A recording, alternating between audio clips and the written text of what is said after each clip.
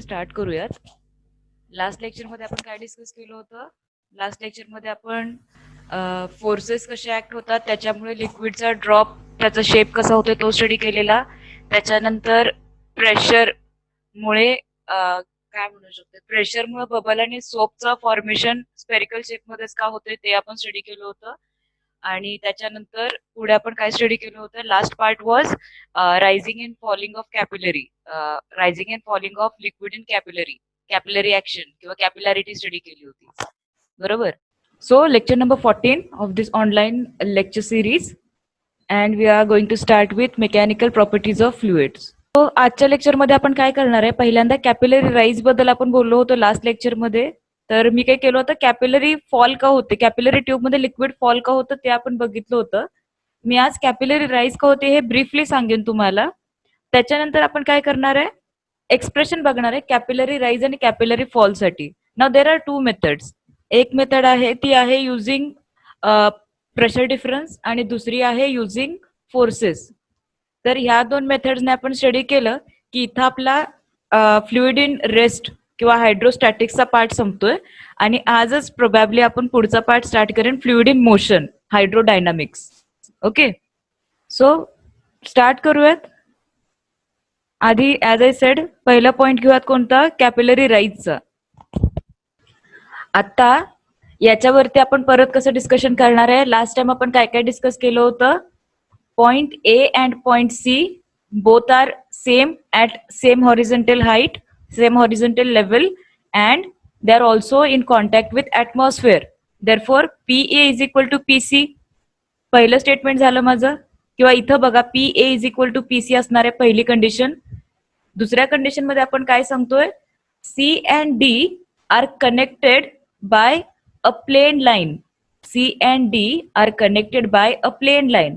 आणि मग त्याच्यामुळे काय होणार आहे? C is equal to D होणार आहे. बरोबर. PC is equal to PD होणार आहे. आता इथं पहिली कंडिशन काय असणार आहे बघा, D अँड B या दोन्हींमध्ये काय कनेक्शन असणार आहे? किंवा जर आठवत नसेल तर थोडं मागं घेते मी, म्हणजे तुम्हाला लक्षात येईल की मी काय सांगतेय. मागचं डेरिव्हेशन आपण बघूयात आधी.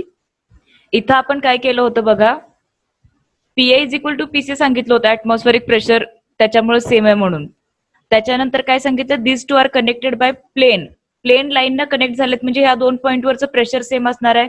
आपण कुठं बघितलं होतं? प्लेन सरफेस साठी काय कंडिशन होती ती बघितलेली. त्या केसमध्ये काय होतंय?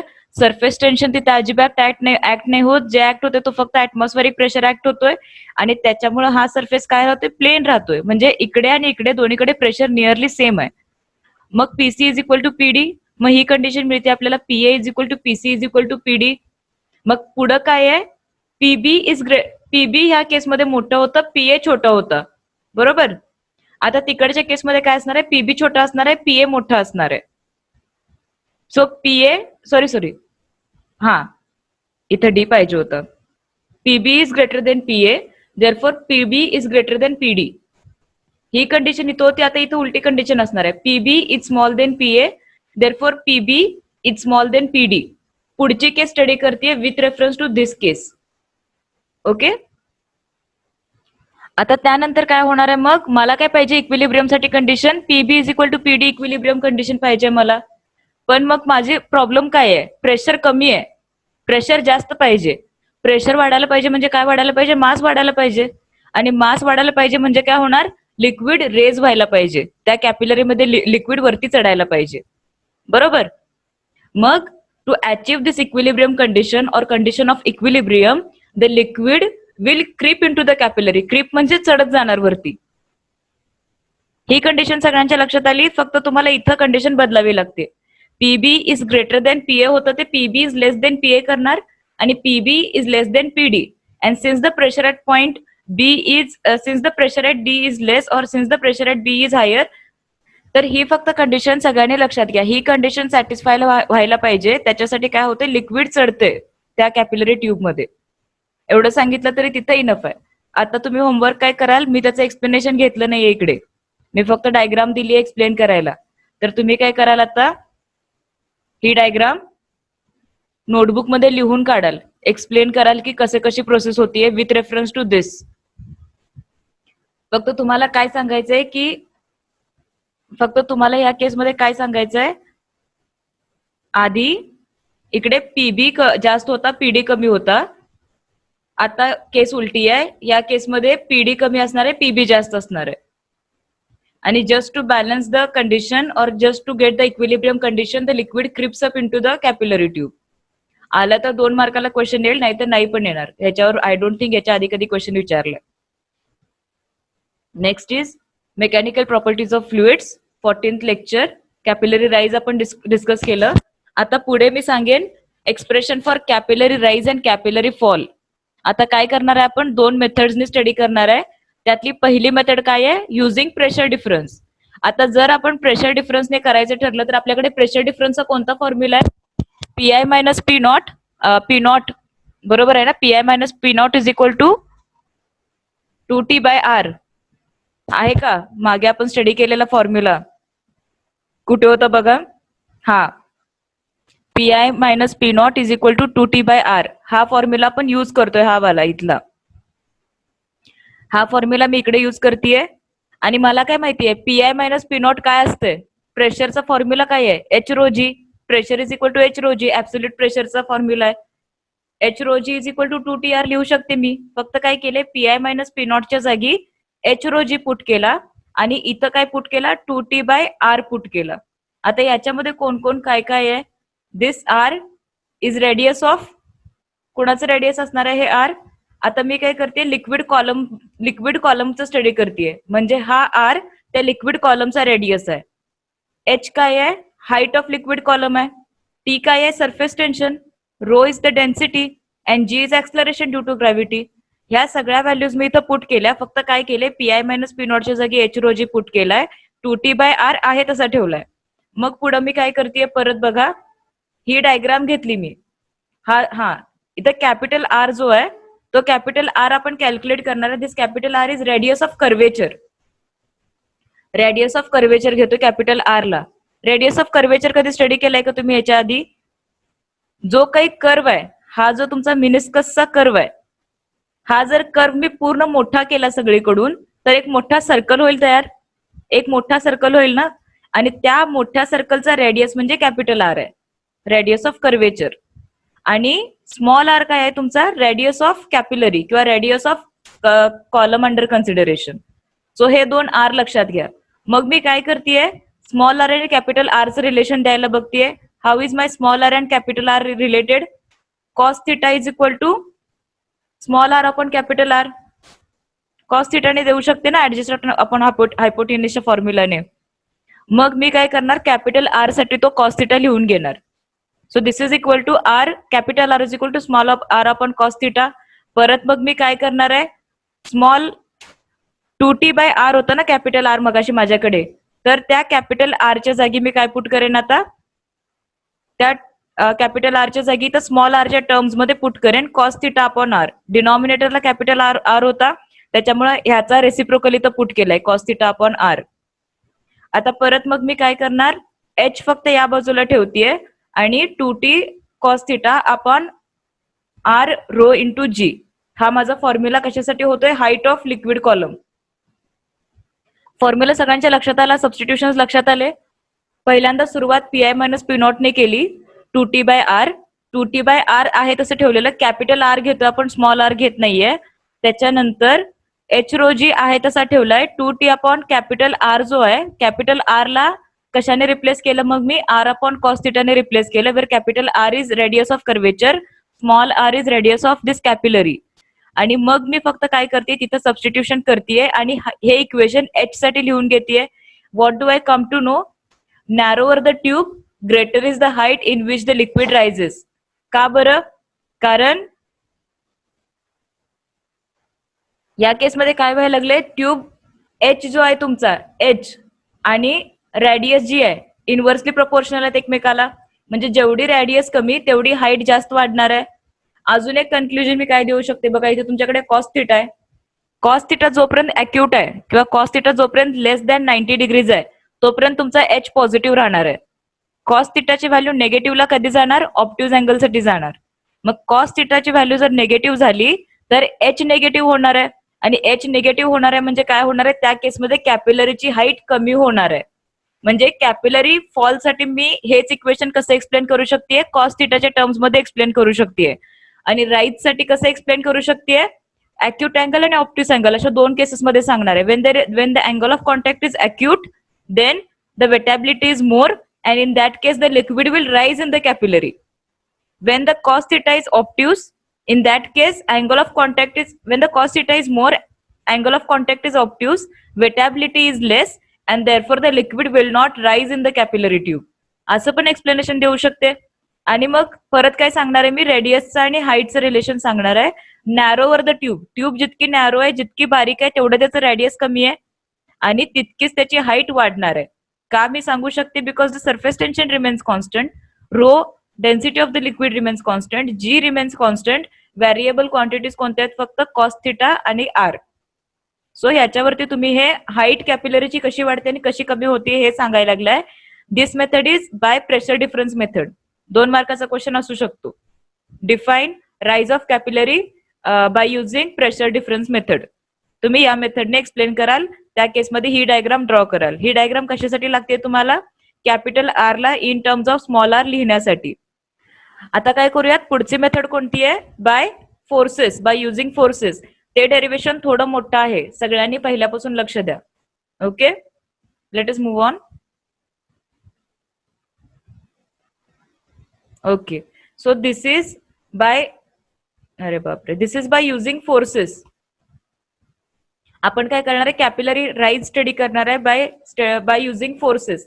आता फोर्सेस कोणते कोणते ऍक्ट होतात बघा. एक तर एफटी ऍक्ट होणार आहे, सरफेस टेन्शन. आणि हा जो एफटी आहे त्याचं जर मी रेझोल्युशन केलं किंवा ह्या जर दोन गोष्टींना मी रिझॉल्व्ह केलं तर काय होणार आहे, एक व्हर्टिकल कॉम्पोनंट मिळणार आहे, एक हॉरिझॉन्टल कॉम्पोनंट मिळणार आहे. व्हर्टिकल कॉम्पोनंट कोणता असणार आहे, एफटी कॉस थिटा, हा तुमचा व्हर्टिकल कॉम्पोनंट असणार आहे. आणि एमजी काय आहे, वेट आहे. वेट काय होणार आहे, डाऊनवर्ड ऍक्ट होणार आहे. आता वेट कन्सिडर का करायला लागतंय, rise of liquid, rise of water inside a capillary is against gravity. जे काय वॉटर रेज व्हायला लागले, ग्रॅव्हिटी काय अपोजिट ऍक्ट होते, डाऊनवर्ड ऍक्ट होते. कॅपिलरी मध्ये काय व्हायला लागले, लिक्विडची हाईट वाढायला लागलीये. म्हणजे काय व्हायला लागले, त्याच्यामध्ये मास वाढायला लागले. जे काही लिक्विडची क्वांटिटी आहे ती त्याच्यामध्ये वाढायला लागलीये. मग हे जे काय व्हायला लागले, जे काही कॅपिलरीची ऍक्शन आहे, that is against gravity, I can say. मग मला काय कन्सिडर करायला लागतंय, की जी काही ग्रॅव्हिटीच्या अगेन्स्ट फोर्स ऍक्ट व्हायला लागली ती कशामुळे ऍक्ट व्हायला लागली, या वेटमुळे ऍक्ट व्हायला लागली. वेट वरती चढायला लागले ना, म्हणजे वेटची जी काही फोर्स आहे that is equal and opposite to that of gravity. Gravitational फोर्सला जेव्हा अपोज करून ती ग्रॅव्हिटेशनल फोर्सला अपोज करता येईल एवढं फोर्स ज्यावेळी ह्या वेटकडे असणार आहे तेव्हाच ते वरती चढू शकणार आहे, नाही तर नाही चढणार. So weight of the liquid column must be equal and opposite to the proper component of force due to surface tension at the point of contact. म्हणजे काय आहे की जर वेट जे आहे ते वेटचे फोर्स ग्रॅव्हिटेशनल फोर्सला अपोज करण्या इतकी जास्त असेल तर लिक्विड वरती रेज होऊ शकणार आहे, नाहीतर काय होणार, ग्रॅव्हिटेशनल फोर्स डॉमिनंट होणार आणि मग लिक्विड वरती चढू शकणार नाही. मग आता आपण काय करतोय बघा पुढे, लिक्विड इन कॉन्टॅक्ट, किती लेंथ लिक्विड इन कॉन्टॅक्ट मध्ये आहे, so that is equal to the circumference. जे काही तुमची कॅपिलरी आहे तिचा शेप गोल आहे, त्याच्या कॉन्टॅक्ट मध्ये असणारं लिक्विड किती असणार आहे, किंवा त्याच्या कॉन्टॅक्ट मध्ये असणाऱ्या सरफेसचा एरिया किती असणार आहे, 2 pi R, area of cross section. Area of cross section pi R square. 2 pi R is the circumference. So 2 pi R इतका सर्कम्फरन्स कोणाच्या कॉन्टॅक्ट मध्ये, लिक्विडचा, त्या ट्यूबच्या कॉन्टॅक्ट मध्ये. मग मी फोर्स कशी देऊ शकते बघा, surface tension into length in contact. कशावरून काढला हा फॉर्म्युला, मी सरफेस टेन्शन वरून फॉर्म्युला घेतलाय. Surface tension is force acting per unit length. फक्त मग काय केलं, फोर्स इकडे ठेवला आणि surface tension into length in contact घेतलं. So that is going to be T into 2 pi R. T into 2 pi R झाला. आता पुढं मला काय करायचं आहे, लिक्विड वरती चढायला लागले म्हणजे कोणता फोर्स त्याच्या कॉन्टॅक्ट मध्ये आहे, व्हर्टिकल फोर्स त्याच्या कॉन्टॅक्ट मध्ये. मग जर व्हर्टिकल फोर्स त्याच्या कॉन्टॅक्ट मध्ये असेल तर मग मला काय करायला लागणार आहे, व्हर्टिकल कॉम्पोनंट फोर्सचा कन्सिडर करायला लागणार आहे. And that vertical component of force is F cos theta. पण मग एफ काय आहे, टी इंटू 2 पाय आर आहे. So this is going to be T into 2 pi R cos theta. F T vertical is equal to F T cos theta. पण F T काय आहे, T into 2 pi R, म्हणून मी F टीच्या जागी काय put केलं, T into 2 pi R into cos theta.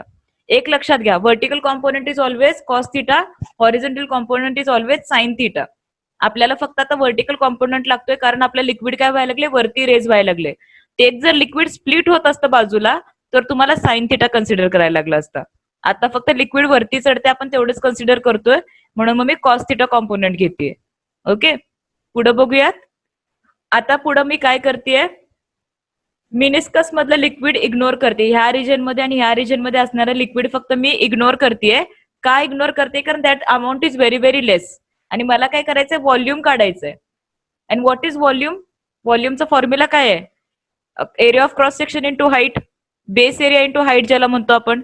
Base area सर्कलचा pi R square into height H, हा झाला तुमचा व्हॉल्यूम. मग मी परत पुढे काय करतेय, व्हॉल्यूमचा फॉर्म्युला काय, density is mass per unit volume. Density is mass per unit volume. त्याच्यावरून मी काय करतेय, इथं मास पर युनिट व्हॉल्यूम आहे की नाही, मी पहिल्यांदा एक काम करा, इथे एक स्टेप मिसिंग आहे. स्टेप मी सांगते तुम्हाला. Rho is equal to mass per unit volume लिहून घ्या. त्याच्यावरून mass is equal to rho into volume लिहून घ्या. हा रो बाजूला आणि हा V, rho into V pi R square H into rho, हे असं करायचंय. हे लक्षात आलं, लक्षात आलं का, हे काय काय केलं लक्षात आलं का. मगाशी काय केलं होतं आपण, इथे पाठीमागे व्हर्टिकल कॉम्पोनंट काढून घेतला. पुढं मग मला काय करायचंय, मी व्हॉल्यूम काढून घेतला, that is base area into height. Volume काढला. व्हॉल्यूम काढल्यानंतर मला volume in terms of mass लिहायचंय. पण व्हॉल्यूम आणि मासचं रिलेशन कशाने देतोय, मी डेन्सिटीने देतोय. Density is mass per unit volume. मग मी पुढे काय करणार आहे आता, density rho is equal to mass per unit volume, mass is equal to rho density into volume. So व्हॉल्यूमचा formula pi R square H मी आधीच कॅल्क्युलेट केलाय, इंटू रो मी लिहिलं, म्हणजे मला मास मिळाला. बरोबर. आणि मग मला काय माहितीये, मास आणि वेटचं रिलेशन काय आहे, M into G. M into G is equal to weight. मग इथं पण जी न मल्टिप्लाय केलं, इथं पण जी न मल्टिप्लाय केलं. हा एम जी म्हणजे डब्ल्यू झाला, weight. And that is pi R square H rho G. हे लक्षात आलं कसं आलं derivation. You started with volume, you substituted volume in terms of density for mass, आणि त्याच्यानंतर त्याच्यावरून या मासवरून तुम्ही काय कॅल्क्युलेट केले, वेट कॅल्क्युलेट केले. This must be equal and opposite to the vertical component of force. मग जो मगाचा तुमचा व्हर्टिकल कॉम्पोनंट तुम्ही फोर्सचा काढलेला, तो आणि तुमचं वेट एकमेकाला इक्वल आणि एकमेकाला अपोजिट पाहिजे असं आपण म्हणतोय. Therefore pi R square H rho G H, pi R square H into rho G is equal to T into two pi R into cos theta. हे डेरिवेशन लक्षात आलं का सगळ्यांच्या. लक्षात आलं नसेल तर नंतर परत बघा, कारण थोडं कॉम्प्लिकेटेड आहे. कुठं कुठे सबस्टिट्यूशन काय काय करायचं ते तुम्ही स्वतः बघितल्याशिवाय तुमच्या लक्षात येणार नाही. आणि मग मी फायनली काय करतेय, लाईक टर्म्स सगळ्या कॅन्सल आउट करतेय आणि फक्त एच साठी इक्वेशन लिहितेय. आणि बघा बरं, मगाचं आणि आत्ताचं इक्वेशन सेम आले काय, आले. मगाचं आणि आत्ताचं इक्वेशन सेम आहे. मग तुम्ही बाय फोर्स पण हा फॉर्म्युला काढू शकताय, बाय प्रेशर डिफरन्स पण सेम फॉर्म्युला काढू शकताय. कन्सिडरेशन्स वेगळे आहेत पण डेरिवेशन सेम येते. So what is the last conclusion that I put? In terms of capillary rise, the expression for surface tension is this: T is equal to H rho GR upon 2 cos theta. Height साठी जेव्हा काढले तेव्हा तुम्ही अजून पण same conclusion देऊ शकताय. If the tube is narrower then the liquid will rise, and if cos theta is acute it will rise. If cos theta is obtuse, the negative value of cos theta will appear or angle will appear that will make the height negative, which means the liquid will not rise but it will fall. Same हे आहे ना, derivation same आहे दोन्हीकडे. इथं पण हेच आहे, इथं पण तेच आहे, फक्त दोन वेगळ्या पद्धतीने कॅल्क्युलेट केले. कसं कसं करायचं ते बघून घ्या. ठीक आहे. So now today we start with this next part 2.5 fluid in motion. आधी आतापर्यंत आपण काय स्टडी करत होतो, फ्लुइड ॲट रेस्ट स्टडी करत होतो, हायड्रोस्टॅटिक्स. त्याच्यामध्ये पहिल्यांदा प्रेशर स्टडी केला आपण, नंतर काय स्टडी केलं होतं, सरफेस टेन्शन. म्हणजे ह्या दोन प्रॉपर्टी स्टडी केल्या होत्या फ्लुइड ॲट रेस्टच्या. आता आपण काय करणार आहे, फ्लुइड इन मोशनच्या प्रॉपर्टी स्टडी करणार आहे. And what do I call this branch? The branch of physics that deals with properties of fluid in motion is called as hydrodynamics. Okay. आता ह्याच्यामध्ये आपण ऍज युजल नवीन पार्ट शिकताना काय करतोय, नवीन terminology शिकतोय. आज आपण थोड्या नवीन टर्मिनॉलॉजी शिकणार आहे. So what is steady flow? So steady flow is a phenomenon, is a measurable property in which pressure or volume remains constant over time. म्हणजे काय व्हायला लागले, एकतर वेलॉसिटी कॉन्स्टंट राहतीये किंवा प्रेशर कॉन्स्टंट राहते. ह्या दोन गोष्टी ज्यावेळी कॉन्स्टंट राहतात ओव्हर टाइम, तर त्या फ्लोला आपण काय म्हणतोय, स्टेडी फ्लो म्हणतोय. फॉर एक्झाम्पल, पाईप मधून जे येणारं पाणी आहे त्याचं प्रेशर जर सेम असेल, म्हणजे कॉन्स्टंट प्रेशर असेल, तर ते किती असं फ्लोलेसली बाहेर येते बघा. किंवा मग मधाची धार जर धरली तर ती मधाची धार कशी फ्लुएंटली पडत राहते, म्हणजे तुम्हाला असं अजिबात नाही वाटत की बाबा ते फ्लो पण व्हायला लागले. So that motion remains constant over time, and that is what I call as steady flow. The pressure or velocity remains constant over time, and this phenomenon or this property of fluid in motion is known as steady flow. त्याच्यानंतर काय आहे, flow line. Flow लाईनला मी कसं define करते, it is path of a particle in moving fluid. त्या फ्लुइडचा flow कशापासून बनलाय, खूप साऱ्या पार्टिकल्स पासून बनलाय. आणि मग त्या केसमध्ये मी काय म्हणू शकते की एका पार्टिकलला जर त्यातलं मी कन्सिडर केलं आणि त्याचा पाथ जर मी बघितला, so that path is what I will call as flow line. The path followed by or the path of a particle in a moving fluid is called as flow line. Okay, moving on. दोन definition झाल्या. So next is streamline. मगाशी जो definition बघितली ती flow लाईनची होती, आताची definition आहे ती स्ट्रीम लाईनची आहे. And how am I defining streamline? The path taken by a fluid particle under a steady flow is called as streamline. मगाची जी फ्लो लाईन आहे त्याच्यामध्ये काय होतं की जरी तो फ्लो टर्ब्युलंट असला, म्हणजे टर्ब्युलंट म्हणजे काय, असा डिस्टर्ब फ्लो जरी असला, तरी त्याच्यामध्ये त्या पार्टिकलने घेतलेला पाथ म्हणजे फ्लो लाईन असणार आहे. पण जर जे काही फ्लुइड आपण कन्सिडर करतोय त्याची जी मोशन आहे ती जर स्टेडी मोशन असेल, तर त्याला मी काय म्हणणार आहे, स्ट्रीमलाईन म्हणणार आहे. So this is the basic difference. Flow line is a general terminology, streamline is a specific terminology. The path taken by a fluid particle under a steady flow is a streamline.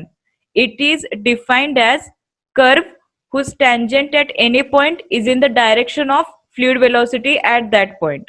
म्हणजे काय की आता त्या पार्टिकलने कुठलीही direction घेऊ देत, कसंही move होऊ देत. लेट्स इमॅजिन की तो असा मूव्ह व्हायला लागलाय, म्हणजे एखाद्या ऑसिलेशन सारखा जर मूव्ह व्हायला लागलाय, तर त्याला कुठल्याही पॉइंटला मी टँजंट काढला, स्पर्शिका जर टाकली, तर ती स्पर्शिका काय करणार आहे, त्या पार्टिकलचा डायरेक्शन सांगणार आहे, कुठल्या डायरेक्शनला तो पार्टिकल चाललाय, कुठल्या डायरेक्शनला तो पार्टिकल चाललाय. बरोबर. So that is what I define as streamline. It is defined as the curve. Streamline म्हणजे काय आहे, it is defined as a curve whose tangent at any point, tangent म्हणजे स्पर्शिका, at any point is in direction of the fluid velocity at that point. लक्षात येत आहे? जर तो पार्टिकल स्टेडी फ्लो मध्ये मूव्ह होत असेल तर त्याला आपण स्ट्रीमलाईन म्हणतोय. आणि त्याची डेफिनेशन आपण कशी देतोय, it is a curve whose tangent at any point gives direction of the fluid velocity. Direction of fluid velocity, फ्लुइडच्या वेलॉसिटीची डायरेक्शन काय आहे ते सांगायचं काम कोण करते, स्ट्रीमलाईन करते. Okay. Next is flow tube. आता फ्लो ट्यूब काय असणार आहे बघा, it is a imaginary bundle of flow lines. काय म्हणते मी, इमॅजिनरी बंडल आहे. असं त्याला ट्यूब मध्ये पॅक केलंय का मी, किंवा पाईप मध्ये पॅक केलंय का, नाही केलेलं. उलट पाईप मधून बाहेर पडल्यानंतर पण पाईपची शेप अक्वायर करून बाहेर पडतोय ना जो फ्लो, त्याला आपण काय म्हणतोय, flow tube. And it is bound by imaginary wall. Pipe मधून बाहेर येणारं पाणी त्याला काय आपण कशाने बाउंड केलं नाहीये ना, पण त्याचा शेप अक्वायर करून घेते ते गोल आहे, असं पडत राहते खाली. So that is flow tube. For a steady flow the fluid can not cross walls of flow tube. बरोबर आहे. म्हणजे आता तुम्ही इमॅजिन करा की पंपातून पंप लावला आपण, मोटर लावली आणि मोटरला पाईप कनेक्ट केले आणि त्यातून बाहेर येणारं पाणी कसं आहे बघा, त्या पाईपच्या रेडियस पेक्षा मोठं होऊन बाहेर पडतोय. बरोबर. मग त्याला ती कंडिशन लागू होते का रेडियस फॉलो करायची, नाही कंडिशन लागू होत. म्हणजे जे काही फ्लुइड आहे त्याची जे वॉल्स आहेत त्या फ्लो ट्यूबचे ते क्रॉस करते तो वाला फ्लुइड, टर्ब्युलंट वाला. पण मग जिथं स्टेडी फ्लो आहे त्या स्टेडी फ्लो मध्ये काय कंडिशन आहे, the fluid can not cross walls of flow tube. जे काय फ्लो ट्यूब आहे त्याची वॉल त्याने क्रॉस नाही करायला पाहिजे. आहे तसं सगळ्यांनी एका लाईन मध्ये पडणं गरजेचं आहे. परत एक्झाम्पल देईन मी. मधाची धार जशी आहे तशी पडते. असं दिसते का की एक थेंब इकडे गेलाय, एक थेंब तिकडे गेलाय, कोण कुणीकडे तरी विस्कटले, किंवा गोडे तेलाची धार. So that is what I call as flow tube. त्या पाईप मधून बाहेर पडल्यानंतर त्यानं जो शेप अक्वायर केलाय that shape is flow tube. आणि पुढची कंडिशन काय आहे, fluids in adjacent flow tubes can not mix. म्हणजे काय की जर दोन ज्या त्या फ्लुइड मध्ये वेगळे वेगळे लेयर्स आहेत. एक फ्लुइड कशापासून, एक फ्लो कशापासून बनणार आहे, वेगळ्या वेगळ्या लेयर्स पासून बनणार आहे. बरोबर. पाईप जवळचा फ्लो, मधल्या रिजन मधला फ्लो आणि खालच्या रिजन जवळचा फ्लो, असे 2-3 किंवा खूप सारे असे लेयर्स तयार होतात त्याच्यामध्ये. मग त्या लेयर्सनी काय व्हायचंय, this layers can not mix in a flow tube. Flow tube मध्ये हे ऍडजस्टंट फ्लोज किंवा fluids in adjacent flow tubes can not mix. वेगवेगळे जे फ्लो ट्यूब्स आहेत त्याच्यातलं फ्लुइड काय नाही होऊ शकत, एकत्र मिक्स नाही होऊ शकत. Is this point clear? Flow lines पासून फ्लो ट्यूब बनते आणि फ्लो ट्यूब पासून फ्लुइडचं एक पूर्ण धार बनते. हे लक्षात येतंय? जसे ऍटम्स पासून मॉलिक्युल्स आणि मॉलिक्युल्स पासून सबस्टन्सेस बनतात, तसे ह्या केसमध्ये काय आहे, फ्लो लाईन्स पासून फ्लो ट्यूब बनते आणि फ्लो ट्यूब पासून फ्लुइडची एक अख्खी धार बनते. हे लक्षात घ्या. पुढचे 2 डेफिनेशन्स बघूयात आपण अजून फक्त. त्याच्यानंतर we will stop today and then in the next lecture we will start with Reynolds number, viscosity, all the properties related to fluid in motion. So this is all about streamline and flow tube. काही confusion असेल पुढे विचारा. Okay. So next is streamline flow and turbulent flow. So what is turbulent or streamlined flow? It is steady flow in which adjacent layers of fluid move smoothly.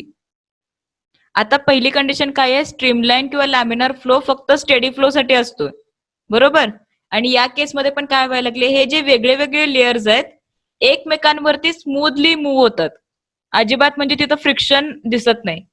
हे काय आहे, हा पूर्ण तुमची पाईप आहे सपोज करा, ही पूर्ण पाईप आहे आणि ह्या पाईप मध्ये काय व्हायला लागले, एक एक एक एक फ्लो काय व्हायला लागलाय, एकावर एक एकावर एक एकावर एक लेयर्स चाललेत.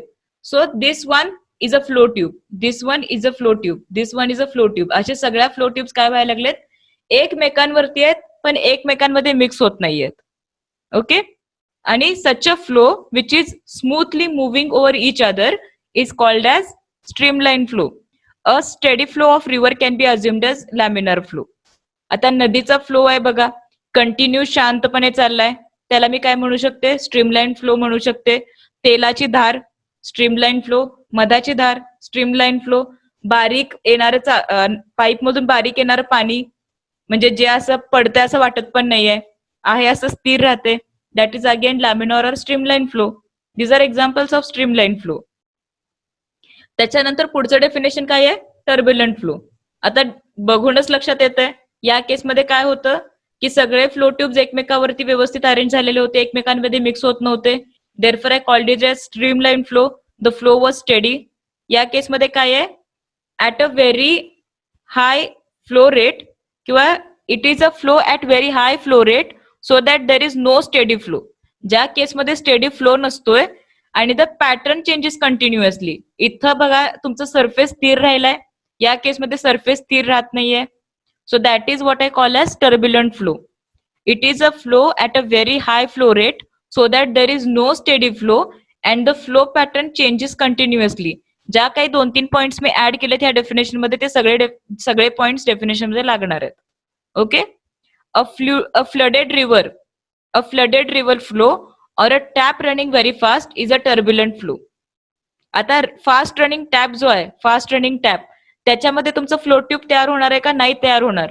कारण काय आहे, जे फ्लुइडनी कंटिन्यू त्या ह्याच्यात राहायला पाहिजे, त्या फ्लो ट्यूबच्या रेडियस मध्ये राहायला पाहिजे म्हणतोय आपण, ते या केसमध्ये होत नाही. बरोबर. त्याच्यामुळे that is an example of steady flow, not an example of turbulent flow. Turbulent फ्लोचं एक्झाम्पल काय आहे, फ्लडेड रिव्हर की ज्याचं पाणी कुठून पण कोणीकडे पण चाललंय. Second example is ocean, ocean मधल्या लाटा कुठून पण कशा पण येत आहेत. बरोबर, त्यांना काही शेप नाहीये. आणि तिसरं एक्झाम्पल काय आहे, tap water running very fast. हे तिसरे एक्झाम्पल आहे. ओके, आजच्या लेक्चर मधल्या सगळ्या गोष्टी लक्षात आल्यात. 2 डेरिव्हेशन्स, त्याच्यानंतर थोडेसे डेफिनेशन्स, सगळं व्यवस्थित स्टडी करून घ्या, कारण चॅप्टर मोठा आहे, वेटेज पण बऱ्यापैकी असणार आहे चॅप्टरला, आणि चॅप्टर सोपं आहे महत्वाचं. बाकीचे जर आपण इलेक्ट्रोडायनामिक्स आणि याचे त्याचे चॅप्टर्स बघितले मेकॅनिक्सचे वगैरे, इन कम्पॅरिझन हा चॅप्टर छोटा आहे, छोटा नाही आहे, मोठा आहे, पण सोपा आहे. सो तुम्हाला फायद्याचं आहे. Okay, I am stopping to share my screen at this point. आता मी पुढे क्रिटिकल वेलॉसिटी आणि रेनॉल्ड्स नंबर वगैरे स्टार्ट करेन. Critical velocity, Reynolds number, viscosity, coefficient of viscosity, ते सगळं आता पुढे येत जाईल, नवीन फ्लुइड इन मोशनच्या properties. Okay, I am stopping to share the screen.